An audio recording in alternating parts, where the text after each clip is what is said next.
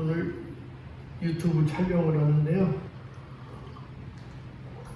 수산나 어머님도 못 나오시고 또 스테반 어머님도 미국 가시고, 그래서 가능하면 설교를 좀 들으시라고 촬영을 합니다. 또 몇몇 신부님들이나 또 다른 교회 신자들이 왜 유튜브 안 올리냐고 저한테 자꾸 말씀을 하셔서 저도 가능하면 올릴 수 있도록 그렇게 노력을 해보겠습니다. 성부와 성자와 성령의 이름으로 말씀드립니다. 여러분, 공부 잘하는 학생과 못하는 학생 중에 더 공부에 대한 부담감을 누가 가지고 사는지 아세요? 부담감은 누가 더 클까요? 공부 잘하는 학생일까요? 또 공부를 약간 못하는 학생일까요? 공부 잘하는 학생들은 제 경험입니다만은 놀아야지, 이제 시험 끝났으니까 좀 쉬자, 놀아야지 하면서도 책상 앞에 앉아 있어요. 습관적으로. 그런데 못하는 학생은요, 공부해야지 하면서 밖에 나가서 족구하고 있습니다. 그러면서 항상 머릿속에서는 이러면 안 되는데, 내가 공부해야 되는데, 시험 공부해야 되는데 하는 생각을 끊임없이 해요. 그러니까 놀면서도 부담감 때문에 즐겁지가 않은 거예요. 마찬가지로 신앙이 성숙한 사람과 성숙하지 못한 사람의 차이도 이와 같습니다. 주님을 위해서 내가 살아야지 생각하지만 몸은 세상에 가 있습니다. 기도해야지, 성경 봐야지 늘 생각은 하는데 10년째 성경 안 보고 있어요. 그러나 성숙한 사람은 자연스럽게 몸이 따라갑니다. 기도해야지 하면 무릎 꿇고 있어요. 벌써 오늘부터 성경 봐야지 하면 성경을 펴고 있습니다. 이게 생각이 행동으로 이어지는 것, 이게 바로 실력이에요. 생각만 하는 게 실력이 아니라 내가 생각하고 믿는 것이 행동으로 이어지는 것이 바로 실력입니다. 다시 말해서 고백이 순종의 삶으로 이어지는 게 진짜 믿음이에요. 지난주에 베드로가 믿음의 고백을 했잖아요. 그 믿음의 고백으로 끝나는 것이 아니라 그 고백이 삶의 현장에서 순종으로 나타나는 것, 이것이 바로 진짜 믿음인 줄로 믿습니다. 오늘 우리가 읽은 복음 본문을 이렇게 시작합니다. 마태복음 16장 21절 말씀 보시면, 그때부터 예수께서는 제자들에게 자신이 반드시 예루살렘에 올라가 원로들과 대사제들과 율법학자들에게 많은 고난을 받고 그들의 손에 죽었다가 사흘 만에 다시 일어날 것임을 알려주셨다. 이렇게 시작합니다. 그때부터 마태복음 안에는 이 그때부터라는 용어가 2번 나옵니다. 그때부터 또는 이때부터 이렇게.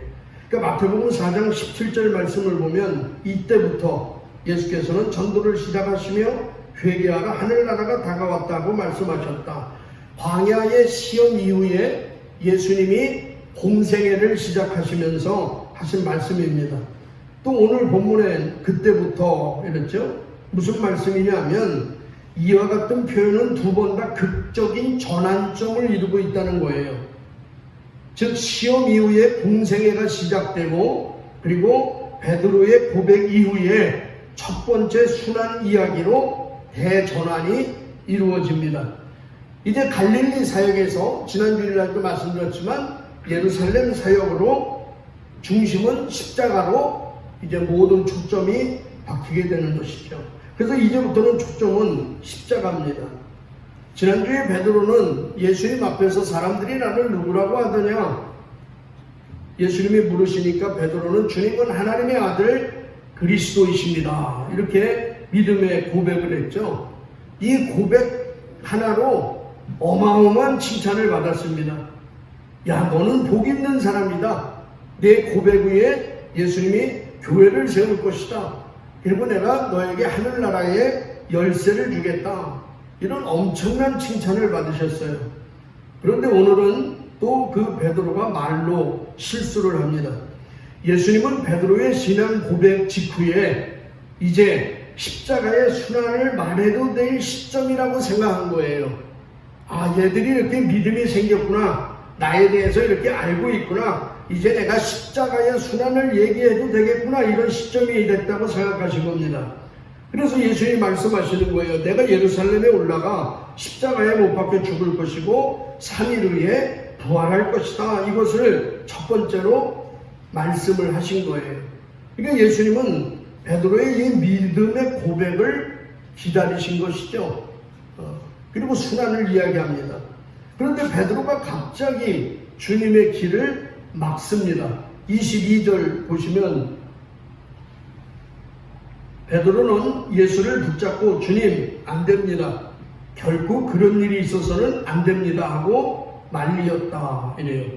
여러분, 베드로는 왜 주님의 길을 막아섰을까요? 예수님이 가시고자 하는 길을 왜 막았을까요? 아마도 주님을 위해서 그랬을 것이다. 이렇게 생각해 볼 수도 있습니다. 그렇잖아요. 스승이 죽겠다는데 모른 척 한다면 그게 인간입니까? 인간이 아니죠. 만약 제가 죽겠다는데 여러분이 신부님 잘 생각하셨어요. 아주 훌륭한 생각입니다. 에스더 모님이 신부님 돌아가시면요 제가 묘자리는 좋은 데 써드릴게요. 바울 아버님이 초상은 제가 기가 막히게 치러드리겠습니다. 아, 이러면 제가 뭐가 아멘이야. 이 아멘하는 시대가 있다니까. 이러시면 제가 기분 나쁘잖아요. 열받잖아. 그런데 조금 더 깊이 보면 예수님을 위해서가 아니라 베드로는요 이게 자신을 위해서 지금 주님의 길을 막고 있는 거예요. 23절 보시죠. 그러나 예수께서는 베드로를 돌아보시고 사탄아 물러가라. 너는 나에게 장애물이다. 너는 하나님의 일을 생각하지 않고 사람의 일만을 생각하는구나 하고 꾸짖으셨다. 베드로에게 뭐라래요? 사탄아 물러가라 이래요. 얘 너무 강한 말씀 아니에요? 제가 볼 때 베드로는 성격이 참 좋은 것 같아. 저 같으면 열받아서 갑니다 그냥. 그렇잖아요. 아니, 내가 그렇게 따르던 스승이 나한테 사탄이래. 상처받잖아요. 저는 교회 안 나와요 그러면. 내가 여러분한테 클라라한테 사탄아 물러가라 해보세요. 사자 나오면 벌써 교회 밖에 나가 있지. 근데 베드로는 떠나질 않아 예수님을. 너무 강한 말씀을 들어요. 아마 예수님께서 성경을 보시면 사람에게 사탄이라고 말씀하신 것은 베드로가 처음이에요. 예수님이 사람한테 사탄이라고 말한 적이 없거든요. 그러고 보니까 베드로는 처음이 많아. 그죠? 무릎을 거는 것도 처음이야. 무릎을 걷는 것도 처음이야. 믿음의 고백을 한 것도 또 베드로가 처음이야. 사탄이라고 들은 것도 베드로가 또 처음이에요. 처음이 많아 하여튼. 그런데 여러분, 예수님은 왜 이렇게 극단적인 표현을 써가시면서 베드로를 질타하실까 하는 거예요. 평상시에 쓰시지 않던 단어, 강한 단어를 써가면서 왜 베드로를 이렇게 혼내실까? 그 이유가 뭘까 하는 겁니다. 이렇게 생각을 해보세요. 사실 십자가의 길을 가는 것은요 예수님에게도 큰 부담이고요 무섭고 두려운 길입니다. 하나님이 안 되니까 예수님은 뭐 아픔을 모를 거야 이런 생각하지 마세요. 누구도 십자가의 길을 즐겁게 가질 않아요. 예수님도 십자가의 길을 할렐루야 하고 가시지 않았어요. 너무 두려운 거야 그 길이. 가기 싫은 길입니다 지금 이게. 그래서 겟세마네 동산에서 마지막 기도할 때 예수님 뭐라 그래요? 가능하면 하나님 이 잔을 내 손에서 지워줬으면 좋겠다는 거예요. 이 잔을 내가 마시지 않았으면 좋겠다는 거예요. 가능하면. 그 정도로 두려워하는 거예요. 그러나 제 뜻대로 마시고 아버지 뜻대로 아버지의 뜻이 이루어지길 원합니다 하고 십자가의 길을 가잖아요. 지금 예수님은요 마음이 무거워요. 두렵습니다. 그런데 베드로가 지금 그 길을 가지 말라고 막아서는 거예요. 어쩌면 베드로가 말하는 것이 예수님은 반가울 수가 있는 거죠. 예수님의 마음이 흔들리는 겁니다. 인간적으로 베드로의 의견을 받아들이고 싶은 생각이 들 거예요. 예수님 입장에서는. 그렇지 않겠어요? 예를 들어서 오늘 노아가 주일날 못 나왔잖아요. 편두통이 심해가지고 오늘 못 나왔는데 노아가 머리가 아파. 오늘 주일인데 교회 가기가 싫어. 그래도 가긴 해야 되는데 갈까 말까 고민해요. 그때 클라라한테 얘기해요. 나 오늘 교회 머리가 아픈데 어떡하지? 그때 클라라가 얘기하는, 여보 꼭 주일을 매일 지켜야 돼. 다음 주에도 있는데 그냥 쉬어. 이랬죠. 안 봐도 내가 알아. 그러면 여러분 누구의 말을 들어요? 그때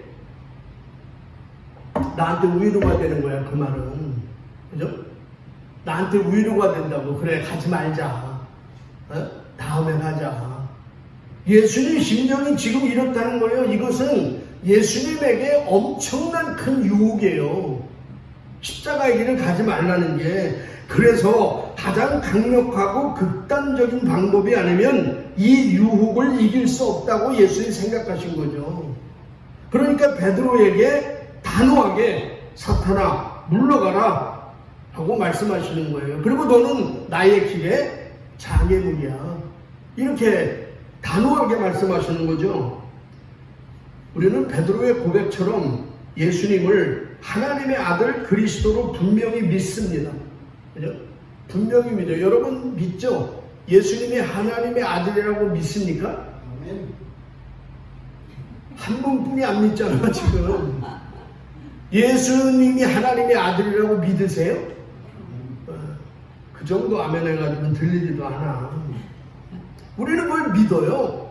예수님이 하나님의 아들, 베드로처럼 예수는 하나님의 아들이시다 믿습니다. 그러나 문제는 그걸 믿으면서도 주님의 가시는 길과는 다른 길을 가고 싶을 때가 너무 많다는 거죠. 그래서 주님은 십자가의 길을 걸으시려고 할 때 우리는 세상의 길을 가고 싶어 하는 겁니다. 그래서 저와 여러분에게는 늘 두 가지의 생각이 늘 갈등을 일으켜요. 하나는 하나님의 일과 또 하나는 사람의 일. 이것이 갈등이 이루어지는 겁니다. 여러분은 어떤 생각을 많이 하시면서 살아가십니까? 하루 종일 하나님의 일을 생각을 많이 하면서 살아가세요? 사람의 일을 많이 생각하시면서 살아가십니까? 아니면 반반입니까? 1번, 2번, 3번. 몇 번이에요? 안 들어도 뻔하죠. 3번이죠. 3번입니다. 그죠? 오늘 본문은 우리에게 분명히 말합니다. 사람의 일만 생각하는 것이 바로 사탄이다. 베드로에게 얘기해요. 너는 하나님의 일은 생각하지 아니하고 너는 사람의 일만 생각하는구나. 사탄이에요. 여러분 그러면 도대체 무엇이 하나님의 일이고 무엇이 사람의 일입니까? 베드로가 생각한 사람의 일은 이런 겁니다. 지금 예수님은 예루살렘에 올라가 십자가에 죽을 것이고 3일 만에 부활하실 것을 말씀하세요. 그러다 베드로가 그 길을 막는 거죠. 절대로 십자가의 길을 하시면 안 됩니다. 죽으시면 안 됩니다. 이 얘기예요. 왜 죽으면 안 돼요? 여러분 왜 예수님은 돌아가셔야 되는 거고 베드로는 예수님이 죽으면 안 된다는 거예요. 왜 그렇습니까? 지금 베드로가 걱정하는 것은 주님이 아니라 자기 자신이에요. 자기 자신입니다. 무슨 말씀이냐면 베드로의 머릿속에는 예수님이 생각하는 십자가의 죽음과 정반대의 생각이 들어있는 거예요. 예수님은 십자가에 못 박혀 돌아가셨다가 사흘 만에 부활하시고 우리를 구원하시는 것이 목적인데 베드로의 생각은 예수가 죽으면 안 되는 거예요. 예수님은 예루살렘에 올라가서 정치적으로 왕이 돼야 되는 거죠. 왕이 돼야 되는 겁니다. 지금 이거 다른 거야 생각이. 여러분 성경을 보시면 제자들은 예루살렘에 올라가면서 서로 싸워요. 길에서 어떻게 싸우냐면 우리 중에 누가 제일 크냐? 우리 제자들 중에서 누가 제일 높은 사람이고 큰 사람이냐? 이거 가지고 싸워요. 서로 자리다툼을 하는 거예요. 예루살렘에 올라가면서. 또 야고보와 요한의 어머니가 예수님에게 청탁을 합니다. 예수님, 당신이 예루살렘에 올라가서 왕이 되면, 로마에서 우리나라를 해방시키고 왕이 되면 내 아들을 한 명은 좌측에 한 명은 우측에 앉게 해주십시오. 이렇게 청탁을 합니다. 기억나시죠? 왜 이런 청탁이 가능하냐면 야고보와 요한은 예수님하고 이종 사촌간이에요. 친척이야. 그러니까 당신이 왕이 되면 이 친척들을 좋은 자리에 올려주십시오. 이겁니다. 또 예수님의 이 사역을 돌아다니실 때, 전도 사역을 하실 때 돈이 많이 들잖아. 그죠? 먹어야 되고 자야 되고 쓸 돈이 많이 들잖아요. 예수님을 위해서 그런 전도 사비, 사역 사비를 가장 많이 낸 사람이 누구냐면 살로메라는 여자인데 바로 야고보와 요한의 어머니예요. 그러니까 충분히 청탁할 수 있을 만한 거지. 그렇잖아요. 예를 들어서 클라라가 매주 토요일만 나와서 교회를 청소하고 준비하고 이래. 그 어머님들이 칭찬을 많이 하잖아요. 제가 봐도 훌륭해. 근데 클라라가 나한테 신부님 이번 주에 설교 5분만 하세요. 저는 5분만 합니다. 근데 신자회장이 신부님 이번 주 설교 10분만 하세요. 제 마음대로 합니다. 다른 거야 이게 지금.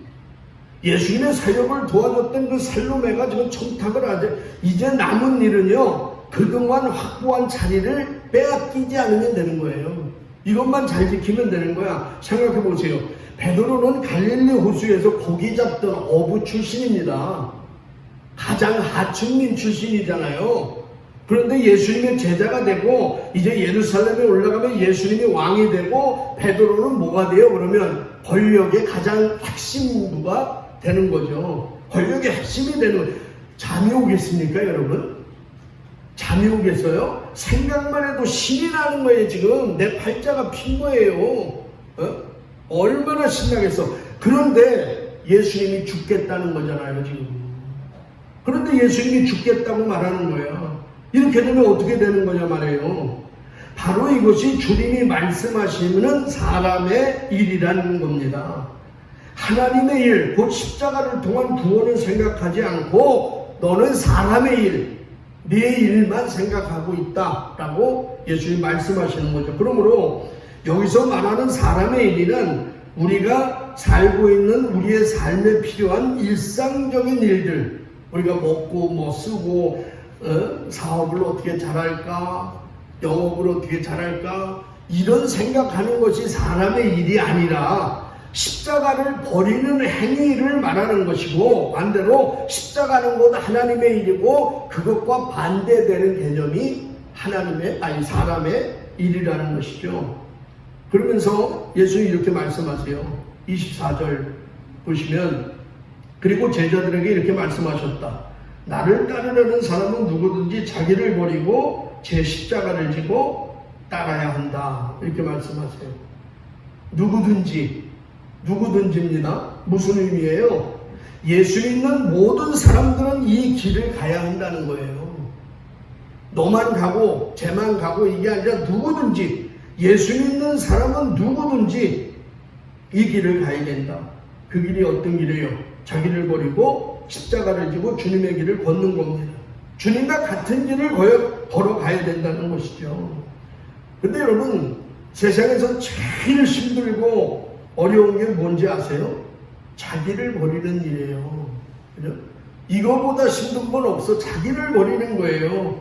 자기를 버리는 일이란 무엇일까? 내 삶 속에서 나를 부정하고 대신 주님을 인정하는 거죠.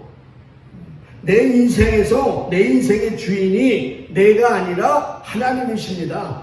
이걸 인정하며 살아가는 거예요. 이게 얼마나 어려워요. 예수님께서 기도하셨을 때 내 뜻대로 마옵시고 아버지의 뜻대로 이루어지기를 원합니다. 내가 없어지는 거예요. 내가 없어지는 거야. 나는 없어져도 괜찮아요. 주님의 뜻만 나를 통해서 이루어지기를 원합니다. 이런 자세로 살아가는 것이 바로 자기를 버리는 삶인 줄로 믿습니다. 그래서 누구든지 십자가의 길을 걷기 위해서는 이 과정을 거쳐야 돼요. 자기 부인의 과정을 거쳐야 돼요. 왜냐하면 사람은 자기를 부정하지 않으면 주님을 부정하게끔 돼 있어요. 둘 중 안에 하나예요. 예수님도 뭐라 했어? 너희는 돈과 재물과 하나님을 함께 섬길 수 없다 말씀하셨잖아요. 둘 중 안에 사람은 하나를 섬기는 거예요. 돈을 섬기든지 하나님을 섬기든지 결정하라는 거잖아. 신앙은 마찬가지예요. 자기를 부정하지 않으면 우리는 주님을 부정할 수뿐이 없는 거예요. 이것이 바로 사람의 일과 하나님의 일과의 싸움입니다. 이 신앙의 싸움에서 승리한 사람만이 하나님 나라를 위해서 십자가의 길을 걷는 신자가 되는 줄로 믿습니다. 여러분, 세상의 모든 신자는요, 나름대로의 자기 십자가를 다 가지고 살아가요. 자기 십자가가 없는 사람은 단 한 명도 없어요. 다 십자가가 있어. 여러분의 십자가는 뭐예요? 에스더 어머니 십자가는 뭐야? 바울 아버님의 십자가는 뭐예요? 이렇게 물어보면 꼭 어머님들이 하는 말이 뭔지 아세요? 어머님들의 십자가가 뭐예요? 아유, 우리 남편이죠. 네? 남편이 하도 속을 새겨서 남편이 십자가를 해요. 또 어떤 분도요, 자기는 매일 십자가를 지고 산대. 제가 그게 뭐냐고 했더니 찬바람이 불면 통풍 때문에 너무너무 다리가 쑤시고 아프대요. 그게 자기 십자가래. 맞습니까? 지금 주님께서 말씀하시는 십자가는 우리가 인생을 사는 동안 겪게 되는 신기한 일들을 말하는 것이 아니에요. 자기의 뜻을 이루어가는 과정에서 생기는 어려움들을 말하는 것이 아닙니다. 주님께서 지금 말씀하시는 십자가는 뭐예요? 주님을 따르는 도중에 만나게 되는 고난을 이야기하는 거예요. 내가 주님을 위해서 살고 하나님 나라를 위해서 살려고 했을 때, 자기를 부정하고 버리고 살려고 했을 때 그 만나는 여러 가지 어려움들, 고난들, 이런 것을 지금 말씀하시는 겁니다. 오늘 여러분의 십자가는 뭐예요? 그걸 분명히 알아야 돼. 나의 십자가가 뭐야? 그것을 지고 갈 건가? 아니면 집어 던져버릴 건가? 결정하셔야 돼요. 그리고 믿음의 길을 걸어가시길 바랍니다. 여러분, 예수님도 아까도 말씀드렸지만 자기 십자가를 무서워했어요. 가능하면 피하고 싶다니까요. 그런데 어떻게 그 십자가를 지고 예수님께서 순종하셨을까? 어떤 믿음으로 가능했을까? 요한복음 18장 11절에 이런 말씀이 나와요. 이것을 보신 예수께서 베드로에게 그 칼을 칼집에 도로 꽂아라. 아버지께서 나에게 주신 이 고난의 잔을 내가 마셔야 하지 않겠느냐 하고 말씀하셨다. 그러니까 십자가를 지시기 이제 좀 있으면 십자가를 지고 가야 돼요. 십자가에 매달려야 돼. 그때 군인들이 예수님을 잡으러 옵니다. 베드로가 칼을 빼서 그들을 귀를 자르고 싸우려고 해요. 그때 예수님이 뭐라고 말씀하셨다고요? 그러지 마라. 그러지 마. 아버지께서 나에게 주신 이 고난의 잔, 십자가의 길을 나는 가야 된다. 이 말씀이에요. 예수님 지금 이런 고난을 누가 주셨다고 얘기를 해요? 누가 주신 거예요? 아버지예요. 아버지. 그렇습니다. 아버지께서 나에게 주신 고난의 잔이에요. 그래서 순종하는 거예요. 오늘 여러분에게 주신 십자가는 무엇입니까? 그 십자가, 그 사명이 너무 힘들어 포기하고 싶으신가요? 아버지께서 나에게 주신 사명이에요. 아버지께서 나를 믿고 맡겨주신 겁니다. 이 시각을 조금 더 확대해 보면 이런 거예요. 오늘 내가 만나는 모든 사람들, 또 오늘 내가 신앙생활 하면서 교회에서 만나는 교인들, 또 나를 힘들게 하는 사람들, 이런 사람들이 우리 주변에 늘 있잖아요. 근데 내가 만나는 그 모든 사람들을 누가 보내준 사람이에요? 아버지가 나에게 보내준 사람이에요. 하나님 아버지가 나에게 보내준 사람이에요. 여러분, 이런 생각을 하면서 우리가 사람을 대하면 우리의 자세가 달라지는 거예요. 아니 저 사람은 왜 나를 이렇게 힘들게 하고 왜 나를 못 살게 굴어? 이게 아니라 저 사람은 나를 훈련시키기 위해서 아버지께서 나에게 보내주신 분이야. 여러분이 이웃에 힘들어하고 아파하는 사람들 보면 저 사람은 아버지께서 나에게 내가 기도해주고 도와주라고 나에게 보내주신 분이야. 여러분 이렇게 우리가 믿는다면 우리가 사람을 대할 때 얼마나 달라지겠어. 근데 여러분 이게 누구의 마음인지 아세요? 이게 누구의 마음이에요? 바로 예수님의 마음 아닙니까? 그래서 예수님은 어떤 죄인이든 창녀든 병자든 환자든 누구를 만나도요 사람을 함부로 대하지 않아요. 귀하게 여겼어요. 뭐라고요? 한 영혼이 온 천하보다 귀하다. 믿습니까?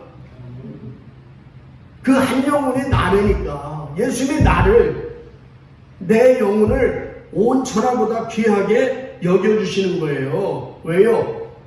아버지가 보내주신 분이기 때문에 그런 겁니다. 그래서 우리도 그런 삶을 살아가는 것이 바로 십자가의 길을 걸어가는 것이다 이 말씀입니다. 오늘 이 독서 로마서 12장을 보면 전체가 일상에서 일어나는 우리의 십자가의 삶의 모습이죠. 그 말씀대로만 살아가면 정말 하나님 나라가 임하는 거죠. 그 말씀 중에 다 읽을 수는 없고 14절하고 15절 제가 보니까 그럼 일상에서 우리가 어떻게 사는 것이 십자가를 지는 삶이냐. 14절에 이런 말씀이 나와요. 여러분을 박해하는 사람을 축복하십시오. 저주하지 말고 복을 빌어주십시오. 이래요. 여러분 이게 가능한 말씀이에요? 이게 가능합니까? 아니 어떻게 우리를 박해하는 사람을 축복해주고 나를 저주하는 사람들을 위해서 복을 빌어줘요. 이게 가능해요. 그런데 이렇게 사신 분이 계시잖아요. 누가?